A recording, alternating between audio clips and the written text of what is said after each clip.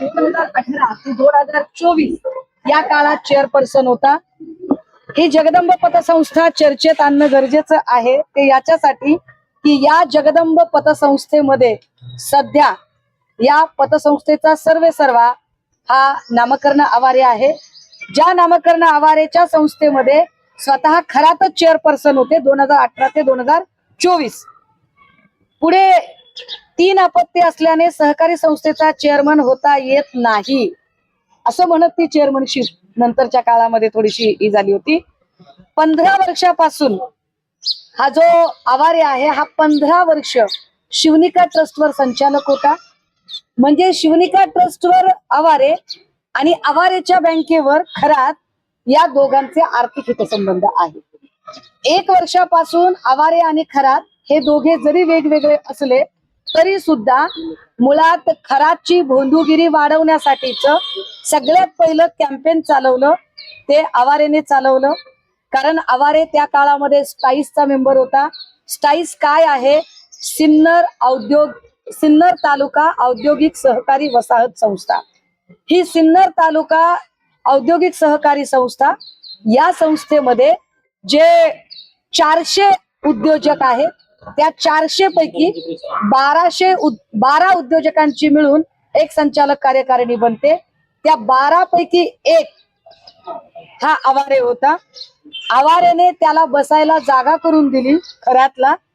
तिकडे येणाऱ्या प्रत्येक उद्योजकाला जर काही अडचणी येत असतील, व्यापारामध्ये बिझनेसमध्ये काही कमी जास्त होत असेल तर आवारे लगेच सांगायचा तुम्ही जरा खरात गुरुजींना हात दाखवता का, खरात गुरुजींना पत्रिका दाखवता का।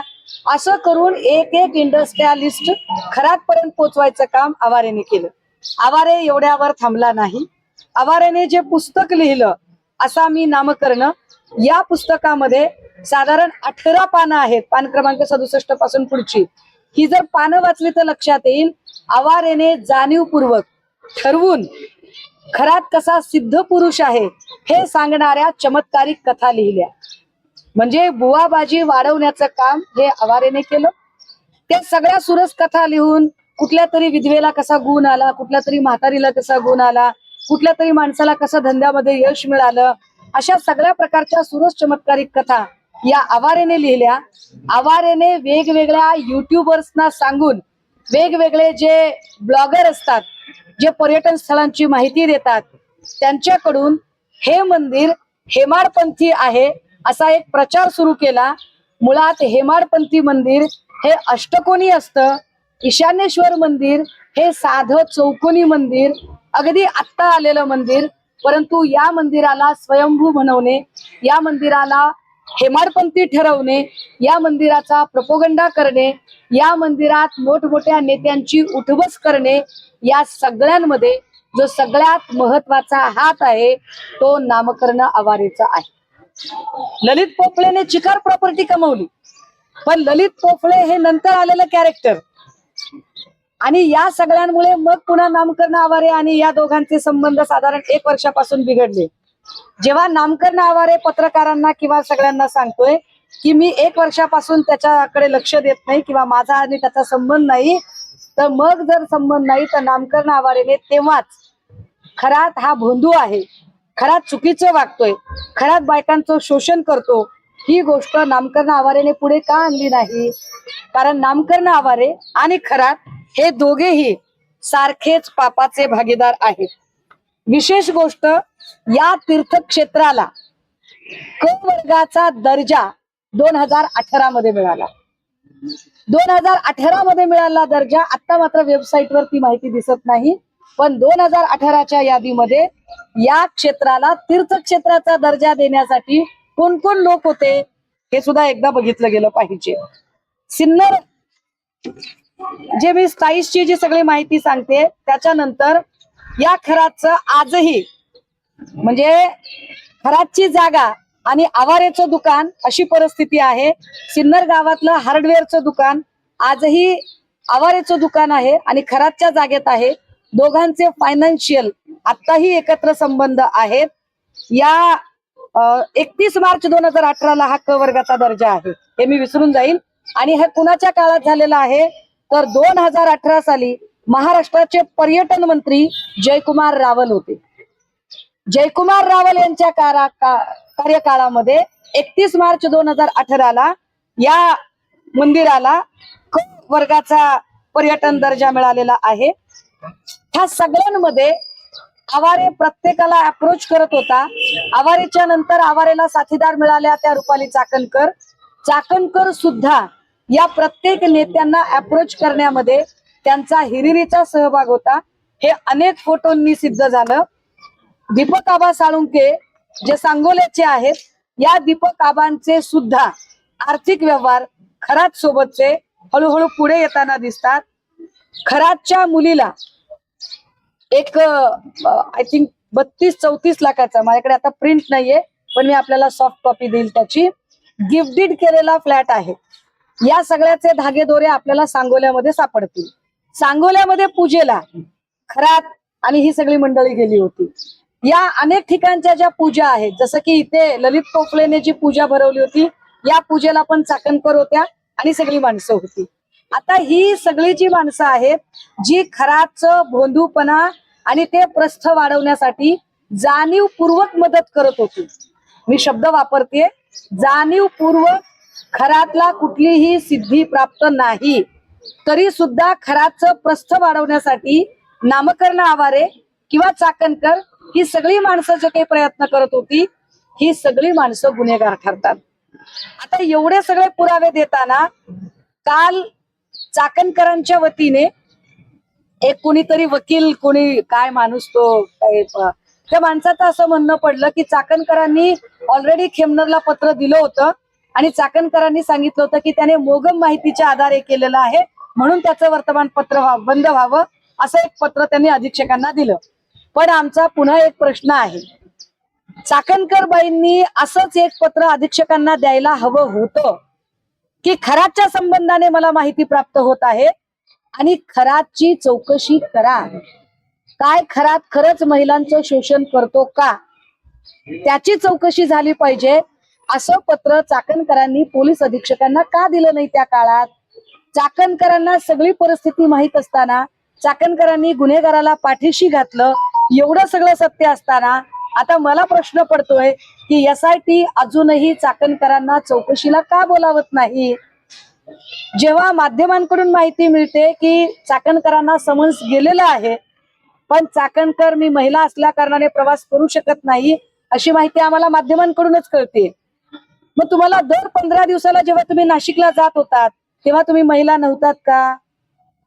आयोगाची सगळी महत्वाची कामं सोडून जेव्हा तुम्ही नाशिकला जात होतात तेव्हा तुम्हाला हे कारण पुरेसं नव्हतं का? त्यामुळे चाकणकरांची चौकशी करणार आहात की नाही, आणि जर चाकणकर जर समन्सला अशा पद्धतीने उत्तर देत असतील तर याचा अर्थ हा SITचा अवमान आहे, हा कर्तव्यदक्ष अधिकाऱ्यांचा अवमान आहे. काय कर्तव्यदक्ष अधिकारी हा अवमान सहन करत आहेत का? एक बार. दुसरं असं, जयकुमार रावलांची सुद्धा चौकशी झाली पाहिजे. कारण जयकुमार रावलांच्याच काळात 2018ला पर्यटन दर्जा, कोणत्या निकषाने पर्यटन दर्जा दिला? कारण हेमाडपंथी मंदिर आहे असं जे काही सांगितलं गेलं तर हे मंदिर अजिबात हेमाडपंथी नाही. हेमाडपंथी मंदिर अष्टकोनी असतं, हे साधं चौकोनी मंदिर, अगदी आत्ता तयार झालेलं मंदिर. याला पर्यटन दर्जा कोणत्या आधारे दिला? कारण पर्यटन दर्जा मिळाला म्हणून नंतर त्याला वेगवेगळे निधी मिळाले, पर्यटन दर्जा होता म्हणून त्याला वेगवेगळ्या सुविधा मिळाल्या. मग जयकुमार रावलांनी हे कशाच्या आधारे केलं हे एकदा स्पष्ट झालं पाहिजे. केसरकरांकडून माहिती मिळालीच पाहिजे की ही सगळी माणसं कोण कोण आहेत आणि कुठली कुठली आहेत ती. त्याच्या प्रॉपर्टीचे आम्ही म्हटलं होतं की स्रोत तपासले जावेत. ते स्रोत तपासताना मी असं म्हटलं होतं की रोह्यामध्ये चाकणकरांचे यजमान निलेश चाकणकर, या निलेश चाकणकरांची आणि आकाश चौधरीची प्रॉपर्टी एकत्रित आहे. हा आकाश चौधरी कोण आहे? हा तटकरेंचा साथीदार आहे. कड्या एकाला एक जोडत जाव्या. मी माननीय गृहमंत्र्यांना यावर भेटणार आहे. याच्या सुद्धा सगळ्या सॉफ्ट कॉपीज मी आपल्याला द्यायला तयार आहे. याच्यातली गंमत अशी आहे की तटकरे फॅमिली अत्यंत हुशार आहे, अत्यंत विद्वत्त फॅमिली आहे ही, की या फॅमिलीने ज्या पद्धतीने कंपन्या स्थापन केलेल्या आहेत बघा. तटकरेंचा राईट अँड लेफ्ट हँड आहे राजस्थान मधून इकडे आलेला आकाश चौधरी. हा राजस्थानी माणूस आहे मुळात. या आकाश चौधरीच्या हवाल्याने सगळे कारभार होतात मतदारसंघातले. किती कंपन्या, एक गीतामृत ऍग्रो नावाची कंपनी आहे जी आदिती तटकरे आणि आकाश चौधरीच्या नावे आहे. मी हे का सांगते त्याचं कारण असं आहे, मला कडी जोडायची आहे. चाकणकर खरातच्या जवळच्या आहेत. चाकणकरांच्या यजमानाची कंपनी आहे, ती कंपनी आकाश चौधरीच्या सोबत आहे. आकाश चौधरी हा तटकरेंचाच माणूस आहे हे एस्टॅब्लिश करणारे हे सगळे पुरावे आहेत. गीतामृत ऍग्रो, आदिती तटकरे आणि Akash Chaudhary, estate private limited, Aditi Tatkare आणि आकाश चौधरी, गीता ऍग्रो इन्फ्रास्ट्रक्चर, आदिती तटकरे आणि Akash Chaudhary, multi venture estate private limited, Aditi Tatkare आणि आकाश चौधरी. गमतीदार पुढेच आहे. गमतीदार काय आहे की आता अनिकेत तटकरे आणि आकाश चौधरीच्या काही कंपन्या आहेत आणि नावं तीच आहेत, फक्त शब्द मागे पुढे आहेत. अनिकेत तटकरे आणि आकाश चौधरी यांचं आता बघा, इकडे वर जर गीतामृत ऍग्रो असेल आदिती तटकरेची कंपनी, तर अनिकेत तटकरेची कंपनी काय आहे, गीतामृत प्रायव्हेट. नावं तीच, फक्त कुठे प्रायव्हेट कुठे पब्लिक नाव केलं. स्वर्गामृत एक नाव आहे. आणि अनिकेत तटकरे आणि Akash Chaudhary, multi venture properties private limited, Aniket Tatkare Akash Chaudhary, ocean pearl maritime private limited, Aniket Tatkare Akash Chaudhary, Karma construction company, Akash Chaudhary, Nilesh Chakankar. ये रिश्ता क्या कहलाता है, उत्तर त्यांनी द्यावी. ह्या सगळ्या जर कंपन्या एकत्रित बघितल्या तर ही सगळी कडी मला आता मुलुंडचे HD व्हिडिओ स्पेशालिस्ट किरीट सोमय्याची मदत पाहिजे. किरीटजी, तुम्ही फार ईडीची आणि तुमची ओळख आहे, तुम्ही फार कागदपत्र काढण्यात पटाईत. कधीतरी मित्र पक्षांची पण कागदपत्र काढा ना, माझी मदत करा. तुमची ओळख आहे ईडी मध्ये, चला माझ्यासोबत EOWच्या ऑफिसला. आणि ह्या सगळ्या कंपन्या, आदिती तटकरे आणि अनिकेत तटकरे, 1 एकर मध्ये 100 एकरचं उत्पादन निघेल अशा पद्धतीचा आर्थिक व्यवहार, हे जे सगळं आहे हे सगळं कधी दाखवणार. नाफेडची एक कंपनी आहे, कांदा निर्यातीची कंपनी, जी खरातच्या बायकोच्या नावावर आहे. व्यंकटेश प्रोड्युसर कंपनी कांदे उत्पादकाची, ज्याच्यावर सदस्य अशोक खरातची बायको आहे आणि अध्यक्ष आहे सौरभ काशीनाथ भरके. ब्लॅक मनी व्हाईट करण्यासाठीच्या या कंपन्या आहेत. किरीटजी, तुम्हाला जास्त कळत असेल, जरा लक्ष द्या इकडे. नांदूर शिंगोटेला ज्या काही कांद्याच्या चाळी आहेत, या सगळ्या चाळींवर सत्ता कुणाची आहे, खरातचा या कांद्याच्या चाळीशी काय संबंध आहे, हे ब्लॅकचं व्हाईट करणं किती दिवसांपासून चालू होतं. 16 वर्षापूर्वी जर पहिली शोषणाची केस घडली तर यामधल्या सगळ्या काळातल्या हा सगळा पैसा कुठे गेला, या पैशाचं काय, यावर सुद्धा चर्चा झाली पाहिजे. मला EOW आणि माननीय गृहमंत्री या दोघांनाही भेटून या सगळ्यांचे पुरावे मी द्यायला तयार आहे.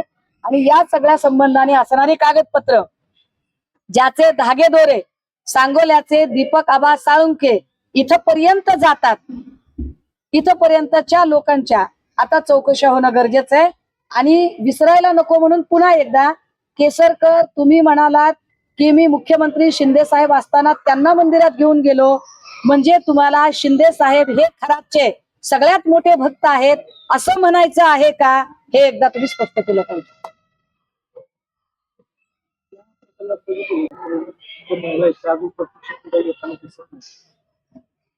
यातल्या महिला तशा खूप जास्त आहेत. मी जे म्हटलं ना की यातले जे व्हिडिओ पब्लिक झाले त्याचं कारणच आहे, हे व्हिडिओ पोलिसांकडे येण्याच्या आधीच हे व्हिडिओ लोकांपर्यंत पोहोचले होते.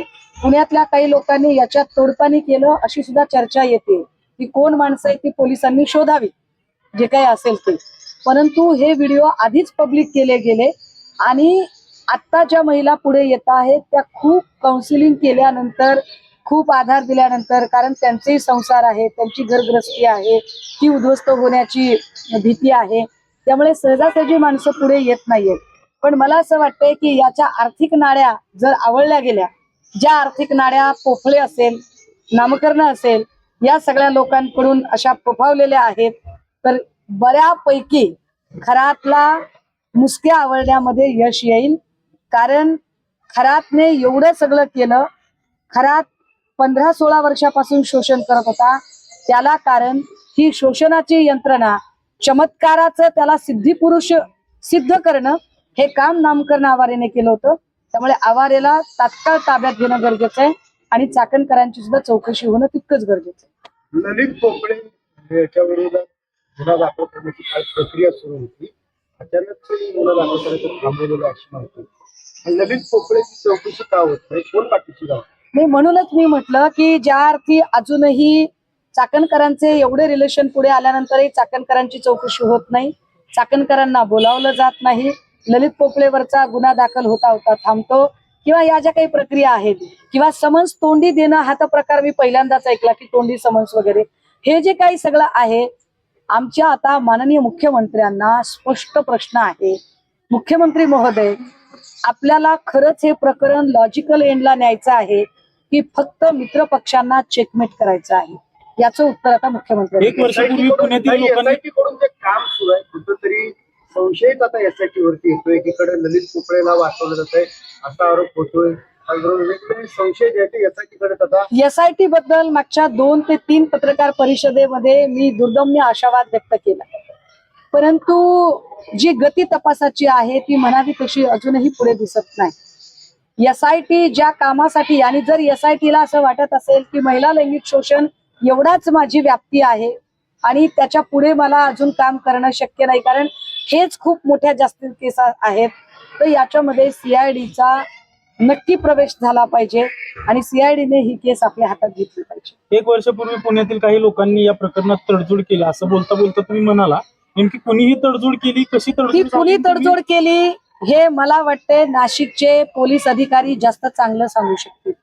त्या नाशिकच्या पोलीस अधिकाऱ्यांचं नाव मी ऑलरेडी एसआयटीला लेखी पद्धतीने कळवलेलं आहे. म्हणजे पोलीस पण सहभागी आहेत का या तडजोडीत? याच्यामध्ये अत्यंत वरिष्ठ स्तरावरचे पोलीस अधिकारी सहभागी आहेत. वरिष्ठ स्तरावरच्या पोलीस अधिकाऱ्याकडे 2 वर्षापूर्वी प्रकरण गेलं होतं. त्यांनी ह्या प्रकरणावर एफआयआर करण्याच्या ऐवजी हे प्रकरण काउन्सिलिंगसाठी आयोगाकडे पाठवलं, पण आयोगाकडून एका मध्यस्थाच्या मार्फत हे प्रकरण रफादफा करायचा प्रयत्न झाला अशी जी प्राथमिक माहिती मिळते. ती सगळी माहिती आम्ही पुन्हा पुन्हा एसआयटीला म्हणतोय की क्रॉस चेक करा, तपासून घ्या, ते तोडपाणी करणारे कोण होते ते सुद्धा तपासून घ्या तुम्ही, आणि या सगळ्यांवरती जरा तपास वेगात होऊ देत. कारण अजूनही चाकणकरां ज्या पद्धतीने म्हणजे त्या पोलिसांच्या समोर हजर झाल्या नाहीत की पोलिसांनी त्यांना बोलावलं नाही, ही गोष्ट जे गौडबंगाल आहे ते अजूनही आम्हाला कळलेलं नाही. ताई, अशोक खरात प्रकरणात नवनवीन माहिती समोर येते. आता एसआयटीच्या रडावर काही नामांकित डॉक्टर आहेत. डॉक्टरांच्या सल्ल्याने अशोक खरात महिलांना गर्भधारणा होऊ नये म्हणून गोळ्या देत असल्याचं एसआयटीच्या तपासात आता समोर आलंय. मी म्हटलं ना की या सगळ्या प्रकरणामध्ये पोलीस अधिकारी आहेत, या प्रकरणामध्ये राजकीय नेते आहेत, शासकीय अधिकारी कर्मचारी आहेत. हा जो भांडे नावाचा जो अधिकारी ज्याला परत त्याच्या कामाच्या ठिकाणी पाठवलं, त्याला कामाच्या ठिकाणी पाठवण्यापेक्षा त्याला सस्पेंड करणं जास्त गरजेचं आहे आणि त्याच्या प्रॉपर्टीचे स्रोत तपासणं गरजेचं आहे. कारण त्याच्या पत्नीची आणि अशोक खरातच्या पत्नीची एकत्रित प्रॉपर्टी ओझरमध्ये आहे. ही प्रॉपर्टी आली कुठून, खराची त्याचा काय संबंध आहे. ज्या राहुल खोताडेचा मी उल्लेख केला, जो राहुल खोताडे हा शालिनी विखे पाटील यांच्या सख्या बहिणीचा मुलगा आहे, जो तिथे तहसीलदार होता, ज्याने बंदुकीच्या परवान्याच्या नूतनीकरणाचा प्रस्ताव तयार केला होता.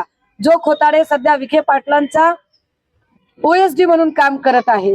हे सगळे वेगवेगळ्या स्तरावरचे जे शासकीय अधिकारी कर्मचारी आहेत, या सगळ्यांनी मिळून खरातला पोचलेला आहे आणि या सगळ्यांची चौकशी होणं गरजेचं आहे. रिंग रोडच्या जे जागा त्या जागा देण्यासाठी अधिकारी आणि राजकीय नेतृत्व पाठवण्यात संपर्क असं कोण समोर आलेलं आहे का? त्याची माहिती आली का? कोण नेता आहे, कोण अधिकारी? खरातच्या ज्या प्रॉपर्टीज आहेत त्या खरात स्वतःच्या नावावर प्रॉपर्टी फार कमी घेतलेल्या आहेत, पण याच्यामध्ये उदय सांगळे असेल, दीपक लोंढे असेल, देशमुख असेल, अजून काही नावं आहेत की ज्या नावांच्या सोबत या प्रॉपर्टीज आहेत. त्या प्रॉपर्टीचे दस्त नक्की माझ्याकडे आहेत, ते दस्त मी आपल्याला द्यायला तयार आहे. कारण ही सगळीच्या सगळी माणसं खरातच्या जवळची माणसं आहेत आणि मला वाटतं यातल्या काही लोकांना आता पोलिसांनी ताब्यात सुद्धा घेतलेलं आहे. पण तरी सुद्धा काही लोकांची चौकशी होणं अजूनही बाकी आहे.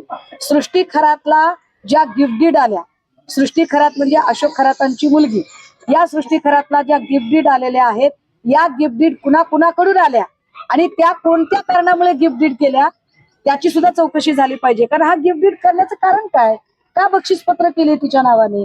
30-30, 40-40 लाखाची, 60-60 लाखाची प्रॉपर्टी असंच कुणी कुणाला गिफ्ट डीड करू शकत नाही. त्यामुळे ह्या कुठल्या राजकीय नेत्यांच्या सांगण्यावरून झाल्या का, अधिकाऱ्यांच्या सांगण्यावरून झाल्या का, हे सुद्धा पुढे आलं पाहिजे.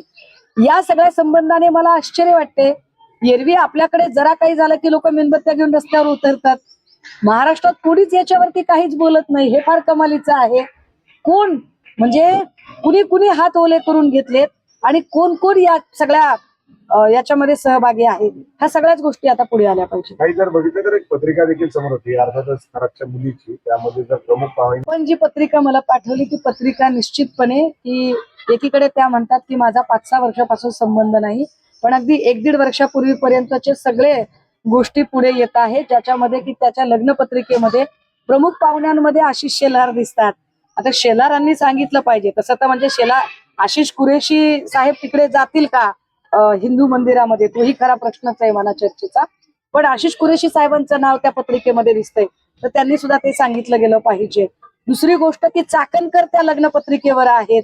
ह्या सगळ्या लोकांनी, कारण ग्लोरी जी वाढत गेली खराची, ती ग्लोरी वाढवण्याला हे सगळे लोक कारणीभूत आहेत. त्याच्या चौकशी नार्वेकरांना मी ते विचारून घेतलं, तर नार्वेकरांचं म्हणणं आहे की पत्रिकेवर नाव होतं मात्र मी गेलो नाही. नार्वेकर असं म्हणतात की 19 वर्षापूर्वी मी गेलो होतो, पण तरीही जर पोलिसांना काही माहिती हवी असेल आणि गरज वाटत असेल तर बिलकुल त्यांनी नार्वेकरांना पण चौकशीला बोलवावं. एकनाथ शिंदेनी केसरकरांवर नाराजी व्यक्त केली की ते केसरकर बोलले. एकनाथ शिंदे का नाराजी व्यक्त केली? नाही, मी तर म्हटलं ना की केसरकर जे काही बोलले, केसरकरांना हे सुचवायचं होतं का की अहो मी तर फक्त मीडिएटर आहे, परंतु खरातांचे परमभक्त एकनाथ शिंदे आहेत, हे उजेडात आणण्यासाठी जाणीवपूर्वक केसरकर बोलले आहेत का? केसरकर ठरवून एकनाथ शिंदेना खरातांचा सगळ्यात मोठा वरदहस्त असणारा नेता हे सांगू पाहतायत का? हे आता केसरकरांनी स्पष्ट केलं पाहिजे. बकरा केला जातो असं त्यांनी सांगितलं. कोण बळीचा बकरा करतय? त्यांना काय संबंध आहे बळीचा बकरा करण्याचं? इकडे काहीतरी मला वाटतंय त्या गोरेबाई पण म्हणाल्या की मला विनाकारण मध्ये आणलं जाते. कुठल्या खात्याच्या मंत्री त्यांना होणार होत्या? कुठला आत्मविश्वास होता त्यांना की मी मंत्री होणारच होते? तुम्हाला काही सटरफटर खात्याचं मंत्रीपद मिळणार होतं काय? कशामुळे मंत्रीपद देतील त्यांना? अख्खी पुण्याची शिवसेना ज्यांनी विकून खाल्ली त्यांना का लोक मंत्री करतील? पण असो, मला हा विषय याच्यावरचा फोकस हलवायचा नाही. हा बोधू बाबा डोअर टू डोअर व्हिजिटला जायचा आणि डोअर टू डोअर व्हिजिट साठी 5 लाख रुपये घ्यायचा ताई, आणि अमावस्या आणि पौर्णिमाला मोठे उद्योगपती बड्या महागड्या गाड्या त्याला सोबत घेऊन जायसाठी यायच्या. तुम्ही नुसत्या गाड्या म्हणताय. हेमंत गोडसे लोकसभेच्या वेळेला हेमंत गोडसेंना उमेदवारी मिळत नव्हती. हेमंत गोडसेंनी आपल्याला उमेदवारी मिळावी म्हणून खरातला प्रायव्हेट चार्टरने अमित शहा यांच्याकडे घेऊन गेलेला आहे आणि त्याचे सगळे ती माहिती आता पुढे येत आहे. त्यामुळे जे केसरकर जे म्हणतायत की अनेक लोक होते, तर केसरकरांना स्वतःच्याच पक्षातल्या अनेक लोकांना केसरकरांनीच आता स्वतःहून रडारवर आणलेलं आहे. कारण केसरकर म्हटल्यानंतरच आम्ही त्या दिशेने जरा माहिती घेण्याचा प्रयत्न केला. ज्या माहितीत आम्हाला असं कळलं की जो अमित शहा आणि खरात याचा जो फोटो दिसत आहे, हा फोटो त्याच वेळचा आहे जेव्हा हेमंत गोडसेने खरातांना तिकडे नेलेलं होतं. शिक्षण क्षेत्रात देखील याचा दबदबा होता का, अशी एक चर्चा सुरू आहे. कारण शालार तायडी घोटाळ्याचा जो विषय आहे, मंत्री असताना त्याच्या खरातच्या भावाला शालार तायडी मिळालेला आहे. एक्झॅक्टली, शालार तायडी घोटाळ्याचा जो विषय आहे या विषयाशी संबंधित इव्हन दो अनेक शाळा ज्यांची पटमान्यता, ज्यांची पटसंख्या कमी झाली आहे पण मान्यता रद्द होईल का अशी भीती आहे, अशा शाळा वाचवण्यासाठी सुद्धा अनेक संस्था चालक केसरकरच्या खरातच्या माध्यमातून केसरकरच्या संपर्कात येत होते अशी माहिती पुढे येते. त्यामुळे त्या सगळे संस्था चालक, त्या सगळ्या शाळा यांची सुद्धा चौकशी नक्की झाली पाहिजे. शालार तायडी घोटाळ्यात खरातच्या सख्या भावाला जो शालार तायडी मिळाला तो कसा मिळाला, कोणत्या आधारावर मिळाला, याची सुद्धा चौकशी झाली पाहिजे. ताई, सातारा जिल्हा परिषदेच्या अध्यक्ष निवडीवेळी जो काही राडा झाला होता त्याच्यानंतर विधानसभेत त्याचे पडसाद उमटल्याचं आपल्याला पाहायला मिळत होतं. आता एकनाथ शिंदेना कुठेतरी थोडस नाराजी दूर करण्यासाठी तुषार दोषींना सक्तीच्या रजेवर पाठवले तर दुसरीकडे मुंबईच्या आयुक्तपदी भिडेंना बसवण्याचं का सुरू झालंय असं. मुळात तुषार दोषीच्या निलंबनाचा जो आदेश काढला होता तो आदेशच इतक्या चुकीच्या पद्धतीने निघालेला आहे. नीलम गोरे स्वतःला कितीही विद्वान समजत असल्या तरी जी गोष्ट आपल्या अधिकार क्षेत्रात नाही त्या गोष्टीवर त्यांनी ती कृती करायचा प्रयत्न केला. तुषार दोषींचं निलंबनच करायचं होतं तर ते निलंबन फलटण संपदा मुंडे प्रकरणामध्ये ज्या पद्धतीने त्यांनी चाकणकरांना बोलायची संधी दिली, प्रेस घ्यायची संधी दिली, तिथेच दोषी चुकलेले होते आणि तिथेच दोषींना बिलकुल त्यावेळेला त्यांचं निलंबन करता येऊ शकत होतं. किंवा जिथे तुषार दोषींनी सातारा प्रकरणामध्ये तो प्रकाश शिंदे या शिंदेचा भाऊ नाही अशी तद्दन चुकीची माहिती देण्याचा प्रयत्न केला तेव्हा सुद्धा तुषार दोषींची कार्यपद्धती ही बिलकुल पक्षपाती आहे हे स्पष्ट झालं होतं. परंतु नीलम गोरेंनी याच्यातल्या एकाही गोष्टीवर कॉग्निझन्स घेतला नाही. आता विधान परिषदेत वर्णी लागण्यासाठी स्वपक्षीय नेत्यांना खुश करण्यासाठी म्हणून त्यांनी निलंबनाचा आदेश देणं हे अतिशय चुकीचं होतं. या सगळ्यांच्या मध्ये आता तुषार दोषीला सक्तीच्या रजेवर पाठवणं आणि भिडेंची आयुक्तपदी नियुक्ती करणं याच्यात मी वेगळं सांगायची काय गरज आहे. सूर्यप्रकाश इतकं स्वच्छ आहे की मुख्यमंत्री मित्र पक्षाला व्यवस्थित सेट करत आहेत. नीलम गोरे काल असं म्हणाले की माझ्या निरोपाच्या शेवटच्या भाषणामध्ये मुख्यमंत्र्यांनी माझा गौरव केला, एकनाथ शिंदेंनी गौरव केला म्हणून काही जणांच्या पोटात दुखतोय आणि महापालिकेमध्ये काही जणांना यश मिळालं नाही म्हणून तर हे चिंता करत नाही. म्हणजे स्वतःच्याच पक्षामधल्या काही नेत्यांवरती अंकुश केलेलं पाहायला मिळतं. नीलम गोरेंचं हे सगळं प्रकरण जे आहे किंवा नीलम गोरे केलेल्या होत्या हे सगळ्यांसाठी कसं बाहेर. नीलम गोरे या प्रचंड कर्मकांड करणाऱ्या आहेत हे वेगळं सांगायची गरज नाही. नीलम गोरे काल जे म्हणाल्या की आम्ही फार महिलांच्यासाठी काम करते, कोणतं काम केलं? खऱ्याच्या प्रकरणात नीलम गोरेंनी किती पत्रकार परिषदा घेतल्या? मणिपूरच्या प्रकरणात नीलम गोरे कुठे होत्या? बदलापूरचं प्रकरण झालं तेव्हा नीलम गोरेंची भूमिका काय होती?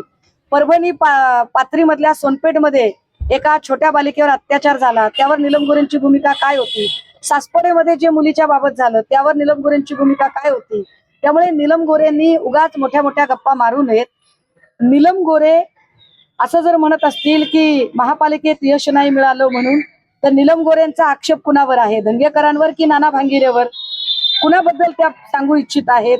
मुळात नीलम गोरेंच्या हातात या पुण्याची सत्ता मत्ता शिवसेनेने कायम दिली पण नीलम गोरेंनी शिवसेनेशी प्रतारणा केली, शिवसेनेची बैमानी केली आणि ही इथली सगळी शिवसेना ही बापट सेना करून टाकली. हे एकदा त्यांनी जाहीरपणे याच्यावर बोलावं. ताई, अशोक खरातचं प्रकरण बाहेर आल्यानंतर पुण्यातून एक प्रकरण बाहेर आलं होतं. ऋषिकेश वैद्य नावाचा आरोपी आहे, पुण्यातील 35 वर्षीय महिलेवर अत्याचार केला. त्यांनी काल कोर्टाला अर्ज केला होता, कोर्टाने तो फेटाळला की पूजेचं साहित्य मागतोय, कोठडीत पूजा करायची. हा सगळा भामटेपणा आहे. वैद्य असेल की अजून कोणी असेल, जो न्याय खऱ्याला लागतो तोच न्याय वैद्याला सुद्धा लागला पाहिजे.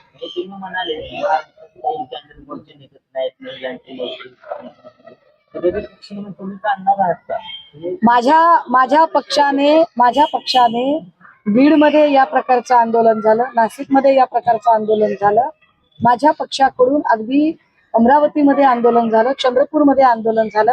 माझ्या पक्षाने जेवढं शक्य आहे तेवढा आम्ही आमचा आवाज उठवला आहे. इव्हन मला असं वाटतंय की काँग्रेसचंही आंदोलन पुण्यामध्ये झालेलं आहे. मात्र आमचा भाऊ देवा भाऊ असं म्हणून जे टॅटोधारी लोक बोलतात तर त्यांच्या पक्षाच्या महिला आघाडीने काय केलं या सगळ्या संबंधाने हे सुद्धा संशोधनाचा विषय आहे. रोहित पवार म्हणतायत की अशोक खरातचं जे प्रकरणाचे धागेदोगे आहेत काही नेत्यांपर्यंत पोहोचतायत कारण त्याला भीती दाखवून आत्महत्या करायला लावतील किंवा वेगळे काय भिडत अजित पवारांच्या विमान अपघातामध्ये व्हीके सिंग दोषी असताना सुद्धा व्हीके सिंगला वाचवलं. अक्षय शिंदेचं एन्काउंटर झालं त्यावेळेलाही आम्ही हेच म्हटलं होतं की अक्षय शिंदेकडून खूप सारी सत्य बाहेर येता राहील. आपटेच्या संस्थेत काय होत होतं आणि काय नाही ही सगळी सत्य अक्षय शिंदेच्या सोबत संपली. आता खरातकडून सुद्धा जे अनेक सत्य पुढे येणं बाकी आहे ती सत्य यावी, ती सत्य दडवण्यासाठी कुणीही खराचा घातपात होता कामा नये ही काळजी नक्की घेतली जावी असं मला वाटतंय. आणि या सगळ्या संबंधाने जी FIR आता 00 अंतर्गत इकडे येईल या FIR वर आवश्यक ती सगळी, कारण खरातवरचा फोकस किती आता खरात प्रकरणावर फोकस असला तरी दादांच्या अपघाताची फाईल मात्र क्लोज होता कामा नये. दादांचा अपघात घातपात आहे की काय याची चौकशी झालीच पाहिजे. ओके. हा